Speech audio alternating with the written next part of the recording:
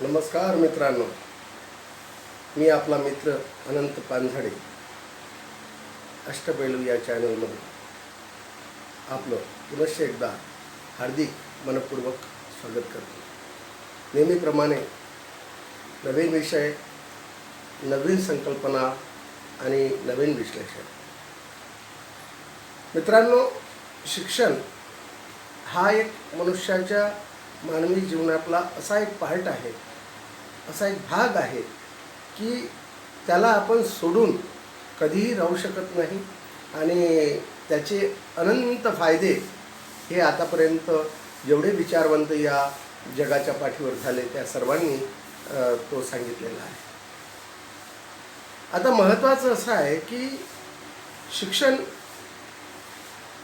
नेमकं कोणतं, कसं, त्याची क्वालिटी काय असावी, ते कशा प्रकारचं असते, ते वाट दाखवणारं असते की वाट लावणारं असते, ह्या ज्या गोष्टी आहेत अत्यंत महत्त्वाच्या आहे आणि प्रत्येक पालकांनी आपल्या पाल्यांविषयी हा विषय समजून घेणे फार गरजेचं आहे। छडी लागे छमछम विद्या येई घमघम ही एक म्हण जुन्या काळात प्रचलित होती। प्राथमिक शाळेत जाणारा मुलगा शिक्षकाच्या नावाने, शिक्षकाने दिलेलं जे काही त्याचा गृहपाठ आहे तो व्यवस्थित त्याच्या काळजीपूर्वक करून नेत होता। त्याला माहिती होतं की दुसऱ्या दिवशी गुरुजी आपल्याला दणके देतील आणि तो एक वेगळा ध्यास त्या विद्यार्थ्यां छोटा जरी का असला तरी तो प्राथमिक शाळेतला विद्यार्थी त्या धाकाच्या मुळे हे सर्व काम करत होता। परंतु आता 21व्या शतकाच्या उंबरठ्याला आपण बघतोय की सध्या शिक्षणाची काय हालत झालेली आहे। मुळात इंग्रजी शिकावं, मराठी शिकावं, कशामध्ये शिकावं हा ज्याचा त्याचा वैयक्तिक विषय आहे, परंतु मी जे तुम्हाला आता सांगतोय हे सार्वत्रिक स्वरूपाचं आहे। सार्वत्रिक याकरिता आहे की फार मोठा उच्च विद्या विभूषित झाला, ज्यानं सुरुवातीपासूनच लहानपणापासून इंग्रजी कॉन्व्हेंटमध्ये जाण्याचा ज्या पालकांनी ध्यास घेतला की आपल्या मुलाला इंग्रजी शाळेत पहिलीपासून नर्सरीपासून टाकायचं, पुढं तो सर्व इंग्रजीत शिकतो। इंग्रजी भाषेला माझा विरोध नाही, इंग्रजी ही जागतिक भाषा आहे, जगातल्या बहुतांश देशामध्ये ही भाषा बोलली जाते। मग होतं काय की या अट्टाहासापायी तो इंग्रजी पूर्णपणे शिकतो, खूप मोठ्या मोठ्या डिग्र्या घेतो, IT सेक्टरला जातो, परंतु सर्वसामान्य ज्ञान जे आहे ते हस्तगत करण्यासाठी कुठंही कोचिंग क्लासेस नाही। आपण ज्या मातीत राहतो, ज्या मातीतून आपण लहानाचं मोठं होतो, ज्या व्यवहार ज्ञानामुळे आपल्या जीवनाचा विकास होते, आपल्याला व्यवहार ज्ञान कळते की कशाला काय म्हणतात, कुठं काय करायचं असते, हे जे आहे हे कुठल्याच शाळेत शिकवलं जात नाही, ते शिक्षणामुळे येते। आणि त्यासाठी प्राथमिक शिक्षण जे आहे तुमचं ते डोनेशन वगैरे देऊन याने होत नाही। ते तुमचं प्राथमिक शाळा ज्या आहेत त्या खरं म्हणजे जिल्हा परिषदेच्या प्राथमिक शाळा ज्या होत्या पूर्वीच्या त्या आता ओस पडण्याच्या मार्गावर आहेत आणि नर्सरीसाठी असे काही पालक आहेत की साधं बालवाडीमध्ये 35,000 डोनेशन देऊन माझ्या मुलाची ॲडमिशन ही चांगल्या नामांकित अशा स्कूलमध्ये झाली पाहिजे, पहिली, दुसरी, नर्सरी, KG1, KG2, पता नाही काय काय, फक्त आणि फक्त प्रतिष्ठेपोटी की माझ्या शेजाराचा मुलगा त्या मोठ्या शाळेमध्ये आहे आणि माझाही मुलगा त्या शाळेत गेला पाहिजे। अहो, पण मला एक सांगा, तुम्ही एवढे मोठे पैसे भरून, आता तर मी असं ऐकलं की त्या 5वी 6वीला मोठे मोठे ॲडमिशन 1.25 लाख 1.5 लाखपर्यंत आहेत चांगल्या मोठ्या सिटींमध्ये. तर हे इतके पैसे भरून तुम्ही फक्त स्वतःच्या प्रतिष्ठेसाठी किंवा माझा मुलगा खरंच हा खूप ज्ञानी विद्वान वगैरे झाला पाहिजे, खरंच असं असं होते का हो? मला सांगा, ज्या सगळ्या विद्वानांची यादी या भारत देशामध्ये आहे, त्यांचं मूळ शिक्षणच मुळात कशा पद्धतीनं झालं याचाही सुद्धा आपल्याला अभ्यास करणे गरजेचं आहे. त्यानंतर महत्त्वाचा विषय असा आहे की शाळेमध्ये तुम्हाला जे बेसिक ज्ञान, आता मला सांगा, एखादा खूप मोठा IT सेक्टरमध्ये इंग्रजीमध्ये खूप शिकला आणि त्याला सर्वसाधारणपणे की मराठीचा पेपर वाचताना, न्यूजपेपर वाचताना सुद्धा त्याला तकलीफ जात असेल किंवा त्याचा अर्थ कळत नसेल किंवा नीर या शब्दाचा अर्थ काय, मग तो त्याच्यासाठी डिक्शनरी पाहतो, त्याला जर कोणी सांगायला जर नसलं तर. मग अशाही गोष्टी येतात. पाणी माहिती आहे त्याला पण नीर माहिती नाही, अशा ज्ञानाचा काय उपयोग? शेवटी व्यवहार ज्ञानानं हे माणूस मोठा होतो, त्याचा समाजामध्ये प्रभाव पडते. आता उद्देश काय आहे? लोकांचा उद्देश चांगलं शिक्षण आणि उच्च विद्याविभूषित स्वतःच्या मुलाला पाल्याला करणं, याचा मुख्य उद्देश आहे की चांगल्या प्रकारची नोकरी लागा. माझ्या माहितीप्रमाणे हा उद्देश चुकीचा आहे, मी स्पष्ट करतो. प्राथमिक शाळेतले जे काही पुस्तकं सुरुवातीपासूनचे, जे पहिल्या वर्गापासूनचे जे होते, बालवाडीपासून, तर ते 10वीपर्यंत 12वीपर्यंत जे काही त्याचं जे बेसिक स्ट्रक्चर होतं, त्यामध्ये गणित असेल, इतिहास असेल, भूगोल असेल, नागरिकशास्त्र असेल, किती सुंदर सुंदर तुमचं बेसिक स्ट्रक्चर एकदा तुमचं पक्क झालं की मग ते तुम्हाला फॉर एव्हर, म्हणजे तुमच्या व्यावहारिक जीवनासाठी फार महत्त्वाचं ठरते. आणि तेच basic knowledge IAS, IPS, UPSC, MPSC या सगळ्या परीक्षांमध्ये आहे.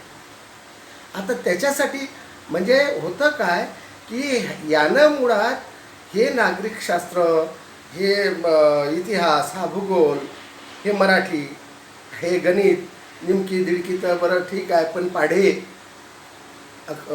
10पर्यंत 12पर्यंत याचं बेसिक स्ट्रक्चर पक्क न झाल्यामुळे त्याच्यासाठी हा कोचिंग पुन्हा लावतो.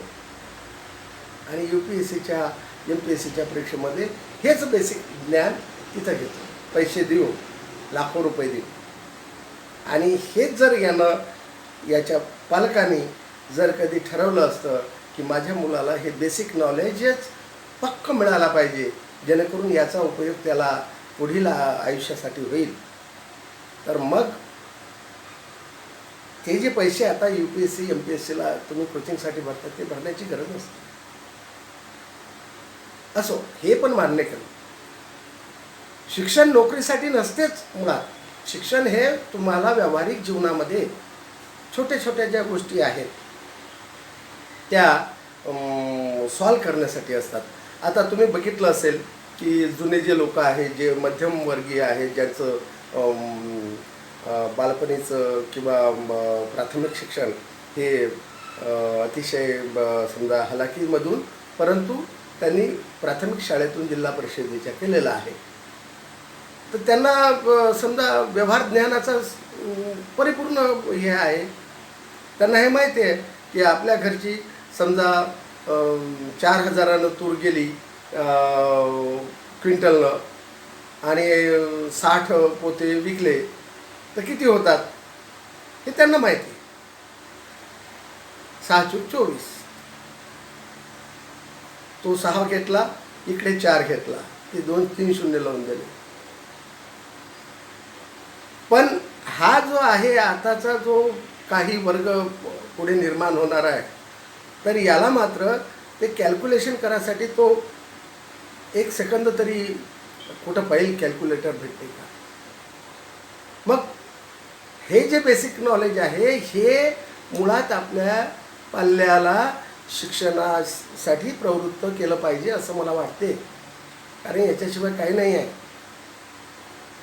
मोठ्या मोठ्या सेक्टरमध्ये तुम्ही तुमचे ठीक आहे, तुम्ही आईवडील आहात, पालक आहात, तर आपल्या मुलाला किंवा पाल्याला तुमची अपेक्षा आहे की हा फार मोठा इंजिनियर, डॉक्टर वगैरे, काही हरकत नाही, व्यावसायिक शिक्षण हे दिलं पाहिजे. परंतु माझा विषय जो आहे तो बेसिकचा आहे. उदरनिर्वाहासाठी तुम्हाला बऱ्याचशा गोष्टी आवश्यक असतात, त्या कराव्या लागतात. परंतु दैनंदिन व्यवहारामध्ये जेव्हा आपण जगतो, चालतो, बोलतो, समाजामध्ये वावरतो, तर त्यावेळेस मात्र तुमच्या ज्ञानाची खरी कसोटी होती. समजा तुम्ही नागरिकशास्त्र चांगल्या पद्धतीनं हे केलेलं आहे, 4थी 5वी 6वीचं नागरिकशास्त्र हा विषय असतो, त्याला सिव्हिस अँड हिस्ट्री असं म्हणतात. तर हे जेव्हा तुम्ही शिकता, तुमचं राज्यशास्त्र हा विषय पक्का होऊन जातो. तुम्हाला माहिती आहे संसदेमध्ये किती सभागृह असतात, कोण्या सभागृहाचा प्रमुख कोण असतो,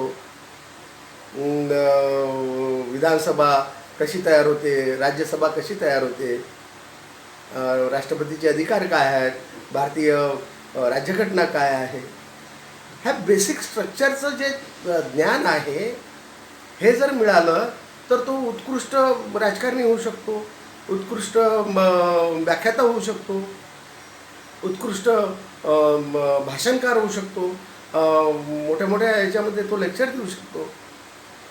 त्याच्यासाठी कुठं कोचिंगची गरज आहे? अरे ते तुमच्या पुस्तकातच आहे. गोष्ट ही आहे की तुमचा 1 ते 12वी पर्यंतचं जे बेसिक स्ट्रक्चर आहे ते तुम्हाला समजणं फार गरजेचं आहे. राहिला विषय भाषेचा, तर ते तुम्ही कोणत्याही भाषेमध्ये शिका. ठीक आहे, आपण महाराष्ट्रामध्ये राहतो, तो मराठी आवश्यक आहे, कारण ते तुम्हाला ज्ञान संकलन करण्यासाठी मराठी आवश्यक आहे. इंग्रजीमध्ये तुम्ही केरळमध्ये राहता तर तुम्हाला इंग्रजी किंवा तिथले मल्याळम आवश्यक आहे. मग आपल्या मातृभाषेतून आपण जर कधी शिक्षण घेतलं तर मला असं वाटते सहज शक्य तो उत्तम पद्धतीनं त्याच्या जीवनाचा जो प्रकाश आहे, त्याच्या जीवनाची जी ललाटी आहे, तो समाजामध्ये टाकू शकतो. आणि त्याचं उत्कृष्ट उदाहरण असे अनंत उदाहरणं आहेत की ज्यांनी म्हणजे याहीपेक्षा बिकट परिस्थितीमध्ये कष्ट करून शिक्षण साध्य केलेलं आहे. त्याचं उत्तम उदाहरण देता येईल विश्वरत्न, ओळखलं असेल. या महामानवाची एवढी मोठी कीर्ती संपूर्ण विश्वामध्ये आहे. तर त्यांनी तर फार कमी वेळेमध्ये इतका उत्कृष्ट अभ्यास केला, डॉक्टरेट झाले, मजूर मंत्री झाले, कायदा मंत्री झाले, असे बाबासाहेब, महात्मा फुले, सावित्रीबाई फुले, अण्णाभाऊ साठे, किती म्हणजे अतिशय दलित समाजात त्यांनी उत्कृष्ट हे केला. छत्रपती शाहू महाराज, असे रामास्वामी पेरियार, असे कितीतरी तुम्हाला असे उदाहरणं देता येतील. म्हणून शिक्षण फक्त नोकरीसाठी आहे ही संकुचित कल्पना थोडी बाजूला ठेवून व्यापक दृष्टिकोनातून शिक्षण या शब्दाचा, या मुद्द्याचा व्यवस्थितपणे जर कधी अभ्यास केला तर आपल्या पाल्याला तुम्ही ते 35,000चं डोनेशन भरून त्याला KG1 याच्यामध्ये हे केल्यापेक्षा तुम्ही त्या विद्यार्थ्याला घडवण्यासाठी त्या शिक्षकांची पण तेवढीच जबाबदारी आहे. ते महत्त्वाचं आहे. कारण पूर्वीचे जे शिक्षक होते ते हाडामासाचे अतिशय मनापासून शिकवत होते. मी हे म्हणत नाही की आताचे शिकवत नाही, आताचे पण शिकवतात, पण वेगवेगळ्या अडचणी आहेत. शासन काही वेगळं म्हणते, यांच्या डोक्यात काही वेगळं असते, त्यांच्यावर त्या शिक्षकांवर दिलेल्या खूप साऱ्या जबाबदाऱ्या वगैरे वगैरे सारख्या आहेत.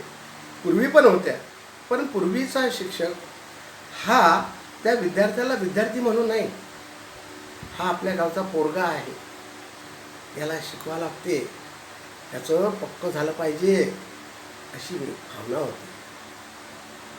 आता शिकवण्याची जी भावना आहे ती फक्त पैशापुरती राहिलेली आहे. मला जेवढं वेतन भेटते तेवढं मी कार्य करतो, बाकी जय हिंद जय महाराष्ट्र. ही जी वृत्ती आहे, ही संकुचित वृत्ती काही शिक्षकांची, मी सर्वांची नाही म्हणत, काही शिक्षकांची आहे आणि मी ती अनुभवलेली आहे. आणि ज्या पालकाला असं वाटते की माझा मुलगा खरंच, मी तुम्हाला अजून एकदा हे महत्त्वाचं सांगतो की ज्या पालकाला असं वाटते की आपला मुलगा, आपला पाल्य हा उत्कृष्ट आणि एकदम कणखर झाला पाहिजे, त्याला सगळं आलं पाहिजे, आणि शेवटी मेंदू आहे, त्याचा विकास जर जोपर्यंत होणार नाही, जोपर्यंत ते घासणार नाही, तोपर्यंत त्याला चकाकी कशी? म्हणजे हा काचेचा एक दगड आहे, हा मुळात हिराचा आहे, फक्त याला पैलू पाडण्याची गरज आहे. मग तुम्ही इथे 8 पैलू पाडा, 15 पैलू पाडा, किती पाडा, तो चकाकेल. म्हणून माझी एवढीच विनंती आहे सर्वांना, माझ्या या संबोधनाचं, माझ्या या थोडंसं मी जे काही सांगितलेलं आहे याच्यावर विचार करा. येणारी आता जी नवीन पिढी आहे, जे बाप होणार आहे किंवा झालेले आहेत, त्यांची लेकरं लहान लहान आहेत, त्यांनी या गोष्टीकडे फार गंभीरतेने आणि अतिशय महत्त्वपूर्ण नजरेनं पाहण्याची गरज आहे. कारण बेसिक स्ट्रक्चर जर तुमचं झालं असेल तर तुम्हाला तुमच्या प्रगतीपासून कोणीही रोखू शकत नाही. कारण आता आपण बघितलं असेल की काही जे म्हातारे आता जे आहेत, ज्यांचे आता काही वर्ष शिल्लक आहेत, तर हे असं एखाद्या मुलाला टेस्टिंग करतात की का रे बाबा, ते फलानं डमकं ते थोडंसं असं करून दाखव. नाही आप्पा, ते आम्हाला काही शिकवलं नाही. ॲक्च्युअली ते शिकवायची गोष्टच नाही, तो सगळा व्यवहारातला विषय असतो. म्हणून मुलांना योग्य शाळेमध्ये तुमच्या इच्छेप्रमाणे शेवटी करा, माझं सांगणं काम आहे. त्याला सोबत फिरवा, मुलाला समाजामध्ये वावरू द्या, त्याला काही बेसिक गोष्टी ज्या आहेत त्या माहिती पडू द्या, आणि त्याच्यानंतर तो त्याची बुद्धी तिथं लावतो, व्यवहारात त्याला व्यवहार करू द्या. थोडाफार व्यवहार त्याच्याकडून झालेला, छोटासा, दुकानात जा, हे आण, हे केवढ्याचं झालं, हे इतके पैसे दिले होते, किती पैसे परत यायला पाहिजे, हे बेसिक समजलं की मग त्याला ते गणितही येते, त्याला ते व्यवहारज्ञान येते, त्याला ते नागरिकशास्त्र येते, सगळंच येते. तर अशाच खूप सारा मोठा विषय आहे, लांब विषय होईल.